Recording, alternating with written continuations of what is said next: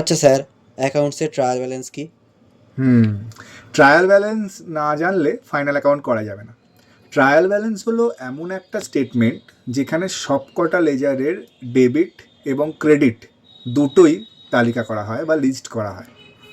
Trial balance বানানোর main purpose কি? Main purpose হলো এটাই যে ডেবিট ব্যালেন্স এবং ক্রেডিট ব্যালেন্স ম্যাচ করছে কিনা এটা চেক করা। মানে total debit balance equals to total credit balance কিনা। এক্সাম্পল, ধরুন একটা বিজনেস স্টার্ট হচ্ছে 1,00,000 টাকা দিয়ে, তাহলে cash account debit, capital account credit.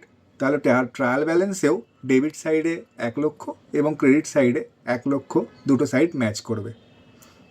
কিন্তু এটা জানতে হবে, মনে রাখতে হবে, ট্রায়াল ব্যালেন্স দুটো দিক ম্যাচ করলে ম্যাথামেটিক্যালি হয়তো কারেক্ট হবে, কিন্তু টেকনিক্যালি সব যে কারেক্ট হবে তা নয়। কি ভুল ট্রায়াল ব্যালেন্স ধরতে পারে না সেইটা জানতে হলে ফলো করতে হবে অধিরাজ ফিন একাডেমিকে।